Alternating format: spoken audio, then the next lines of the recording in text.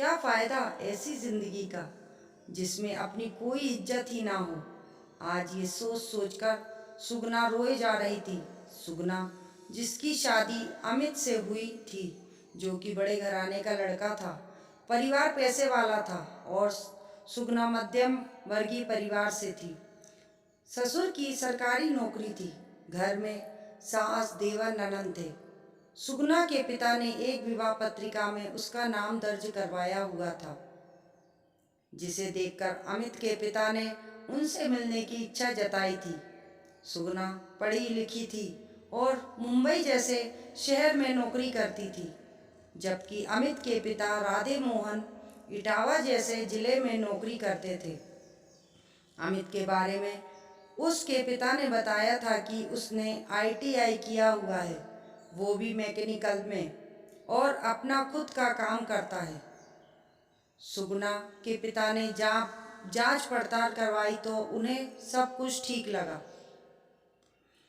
अमित के माता पिता बहन भाई जब सुगना को घर उसे देखने पहुंचे तो उन्होंने सुगना को पसंद कर लिया, पर सुगना ने कहा कि वो शादी के बाद भी काम करेगी क्योंकि उसका काम ऑनलाइन हो जाता है।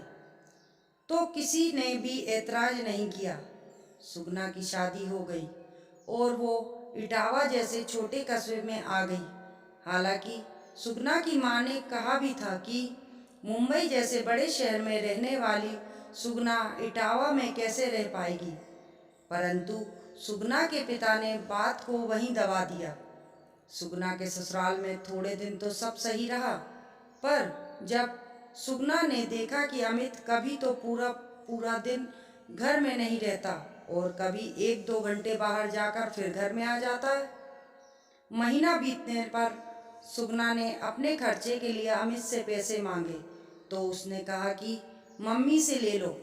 जब सुगना ने सास से पैसे मांगे तो सास ने 2 टुक मना कर दिया कि तुम्हारे पति की तो कोई आय नहीं है और अभी तुम्हारे ससुर की तनख्वाह नहीं आई भी। ये सुनकर सुगना ने कहा कि ये बात उससे पहले क्यों नहीं बताई गई, तो सास ने कहा कि इतनी दूर से शादी इसलिए तो करके लाए हैं कि लड़की वाले ज़्यादा जांच पड़ताल ना कर पाएं, वरना क्या यहाँ लड़कियों की कमी थी। ये सुनकर सुगना को बहुत बड़ा धक्का लगा। सुगना ने अपना ऑनलाइन काम करना शुरू किया।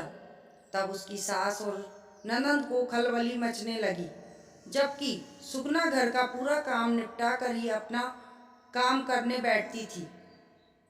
धीरे धीरे सास ननद ने अमित के कान भरने शुरू कर दिए कि पता नहीं फोन पर किससे बात करती है, कमरा बंद कर लेती है, हंसने की आवाज़ें आती ही रहती हैं। अमित और सुगना के बीच अनबन शुरू हो गई। सुगना ने अपने मायके में बताना उचित नहीं समझा। एक दिन ऐसे ही सुगना दरवाज़ा बंद करके अपने किसी क्लाइंट से बात कर रही थी। तभी अमित पीछे से गुस्से में आया और उसका फ़ोन उठाकर पटक दिया, जिससे फ़ोन टूट गया।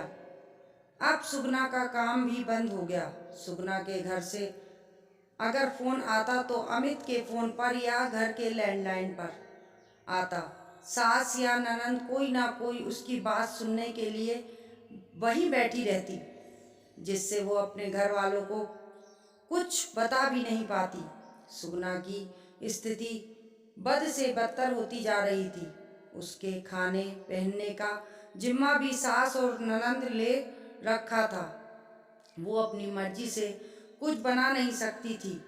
क्या बनेगा और कितना बनेगा वो भी सास ही बताती थी। अगर बनाते समय आटा कम पड़ जाए तो सुगना दोबारा आटा भी नहीं मार सकती थी।